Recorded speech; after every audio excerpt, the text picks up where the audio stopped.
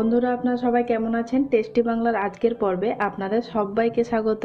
আজকে আমি কোনো ধরনের রেসিপি তৈরি করছি না, তবে রেসিপির মধ্যে এমন কিছু উপকরণ থাকে যেগুলো ছাড়া আমাদের সেই রেসিপিটা কমপ্লিট হয় না।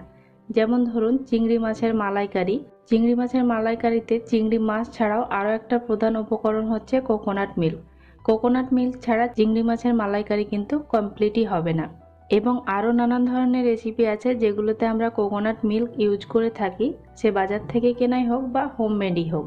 আপনারা অনেকেই হয়তো কোকোনাট মিল্ক তৈরি করতে জানেন, তবে যারা জানেন না তাদের আশা করছি এই রেসিপিটা পেয়ে হেল্প হবে। এবং বেঁচে যাওয়া যে কোকোনাটটা সেটা কিন্তু ফেলে দিতে হবে না, সেটাও কিন্তু আমরা কাজে লাগাতে পারি। এবং কিভাবে আমরা সেটা কাজে লাগাবো সেটা অবশ্যই আমি আপনাদের দেখিয়ে দেব। এখানে দুই রকম নারকেল আছে, একটা আছে কোরানো নারকেল এবং একটা আছে কুচি নারকেল।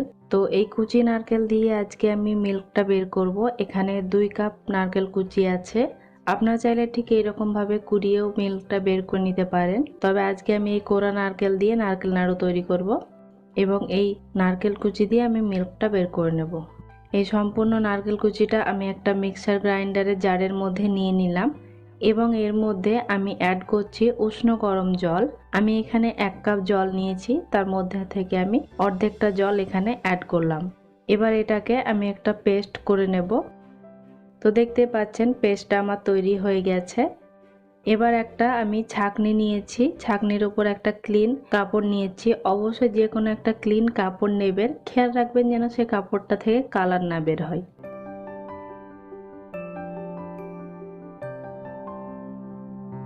যেভাবে আমরা ছানার জল ঝরাই আর কি, সেইভাবে হাতে প্রেস করে করে মিল্কটা বের করে নিতে হবে।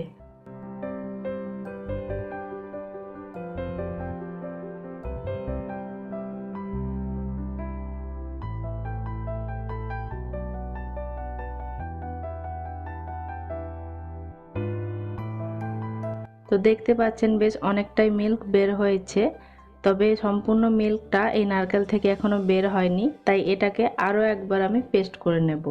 তো আবারও কিছুটা আমি গরম জল অ্যাড করে দিচ্ছি বাকি যেটুকু ছিল, এবং এটা আবারও আমি পেস্ট করে নিচ্ছি। ঠিক সেম প্রসেসে আবার আমি এটাকে ছেঁকে নেব এবং নিংড়ে মিল্কটাকে বের করে নেব।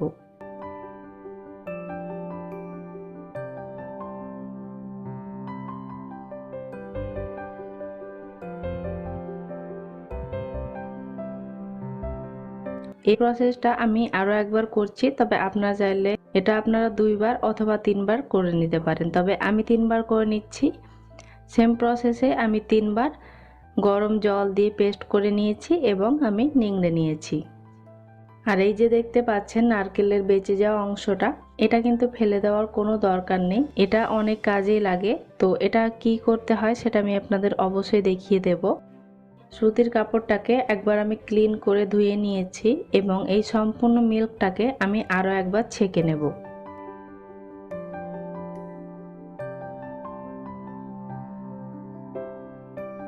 আপনারা দেখতে পাচ্ছেন এখানে বেশ অনেকটাই মিল্ক হয়েছে।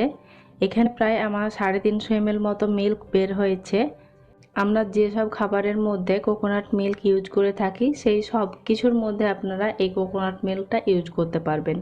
এই মিল্কটা আপনারা ফ্রিজে রেখে 3 দিন অবধি ইউজ করতে পারবেন। অবশ্যই কিন্তু ডিপ ফ্রিজে রাখবেন, তার বেশি দিন কিন্তু ইউজ করা যাবে না, কারণ নারকেলের একটা ফ্যাট আছে এবং সেই ফ্যাটের কারণে নারকেলের যেমন তেলের গন্ধ হয় ঠিক সেই রকম গন্ধ চলে আসবে।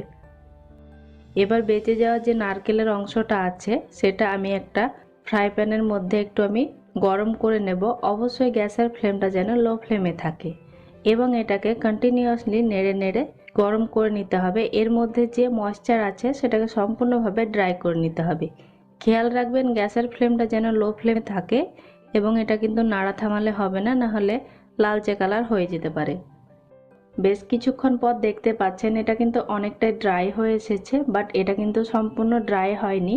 এটা অনেকটাই দেখতে মনে হচ্ছে যেন আধা ভাঙা চিনির মতো অথবা ইসবগুলের ভুসির মতো। এটা আমি আরও কিছুক্ষণ ধরে ড্রাই করে নেব, এর মধ্যে যেন কোনো রকম হালকাও ময়েশ্চার না থাকে। তাই একটু সময় নিয়ে অবশ্যই এটাকে কন্টিনিউয়াসলি নেড়ে নেড়ে ড্রাই করে নিতে হবে। এক সময় দেখবেন এটা একদম ঝরঝরে হয়ে গেছে এর মধ্যে কোনো রকম ময়েশ্চার নেই। এটা আমি গ্যাস থেকে নামিয়ে নেব এবং এটাকে আমি ঠান্ডা করে নিচ্ছি। আপনারা এটা দেখতেই পাচ্ছেন যে কতটা সুন্দর হয়েছে এবং ঝরঝরে হয়েছে। এটা ঠিক এই রকমই একদম ঝরঝরে হবে, এর মধ্যে কোনো রকম ময়েশ্চার থাকবে না এবং এটা আপনারা যে কোনো ধরনের ডেকোরেশনের কাজে লাগাতে পারেন। অনেক ধরনের মিষ্টিতেই কিন্তু এটা উপর থেকে ড্রাই নারকেল ছড়িয়ে দেওয়া হয়, সেই সব কাজগুলোই আপনারা এই নারকেলটা দিয়ে করে নিতে পারবেন এবং অবশ্যই এটা ফ্রিজের নর্মাল চেম্বারে রেখে নিশ্চিন্তে আপনি 2 মাস অবধি ব্যবহার করতে পারবেন। তবে ফ্রিজ যদি 1 থেকে 2 দিন বন্ধ থাকে সেক্ষেত্রে আবার এটা নষ্ট হয়ে যেতে পারে।